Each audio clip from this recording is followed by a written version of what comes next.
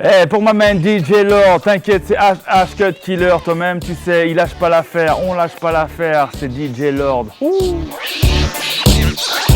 Crashing, you've seen it, you heard about it.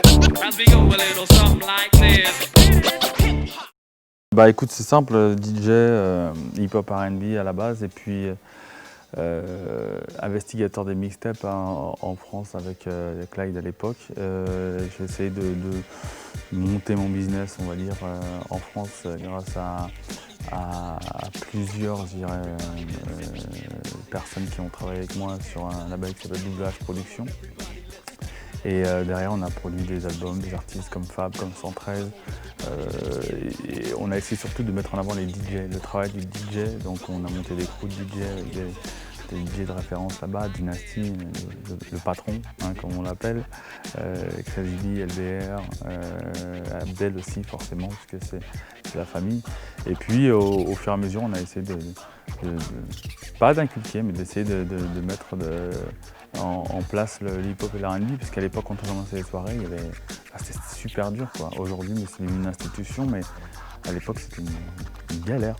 La nouvelle génération, que ce soit aux États-Unis, en Europe, aujourd'hui, les jeunes, ils vivent avec cette musique, ils dorment avec. Les informations ne sont plus à la recherche de l'information, mais ils reçoivent des informations.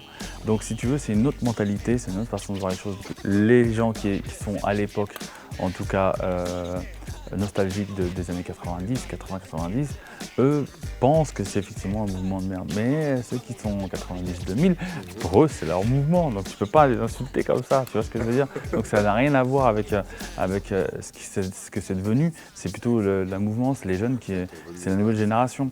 Quand on tape sur des soirées où ça se passe bien, c'est-à-dire qu'on arrive à passer notre type de son, en général c'est suisse-allemande. Et suisse romande, bon, des fois c'est un peu plus compliqué. Alors, c'est-à-dire que il y a l'aspect commercial, l'aspect plus underground, ou l'aspect plus, je dirais, des soirées où on peut s'amuser sans que ce soit faux, comme tu disais tout à l'heure. Le concept, il est, quand on arrive à une soirée où les gens n'ont pas envie de danser, ils n'ont pas envie de s'amuser, c'est une soirée de merde.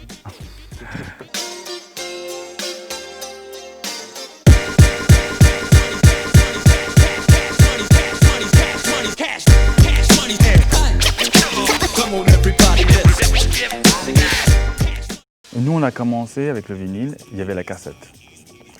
La cassette, on faisait les mixtapes, on arrivait à vendre, malgré que ça se dupliquait. Le CD est arrivé, on ne pouvait pas dupliquer. Si, on pouvait enregistrer sur une cassette, mais on ne pouvait pas. Donc le marché a explosé vraiment à ce moment-là, à partir du moment où tu ne pouvais pas avoir l'objet. C'est comme le vinyle. À l'époque, quand le vinyle est arrivé, tu ne pouvais pas graver ton vinyle chez toi. Donc si tu veux, au fur et à mesure, il y a une nouvelle génération qui arrive, et aujourd'hui on arrive au MP3. Le MP3, forcément, tout le monde a un ordinateur, donc on arrive à le copier. Le CD, ça a été la même chose. Le CD, une fois que les graveurs sont arrivés, tout le monde a copié les CD. Si tu veux, à chaque fois, il y a une étape qui arrive. Là, on est dans une période de transition où l'industrie du disque, forcément, elle a bien mangé, elle pour eux. Les maisons de disques sont bien gavées. En même temps, ils ont fait du développement. Et si tu veux, les jeunes, aujourd'hui, ils ont une autre mentalité, c'est-à-dire qu'ils ne veulent plus acheter puisqu'ils arrivent à avoir gratuit. Donc, à partir du moment où ce sera bloqué, qu'ils ne pourront plus avoir gratuit, à ce moment-là, on va pouvoir refaire une espèce de nouveau marché du disque ou en tout cas du son. Malheureusement, les jeunes d'aujourd'hui, ils veulent tout de suite. Et ils ne veulent pas travailler, ils veulent pas... Et il y en a qui ont tout de suite, mais qui veulent vraiment exploser comme...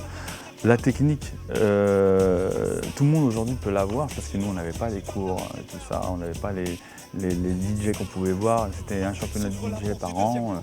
Là maintenant, tous les quarts d'heure tu as quelque chose, donc les DJ, les jeunes en tout cas, arrivent avec la technique très facilement.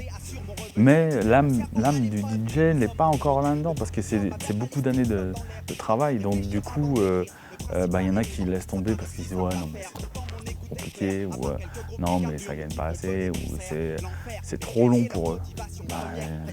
Dis-toi qu'il faut que tu continues parce que si tu veux réussir, il y a plusieurs manières de réussir. C'est être original, pas faire la même chose que l'autre, essayer de faire un truc encore mieux pour que les jeunes puissent se dire tiens, à lui il m'intéresse.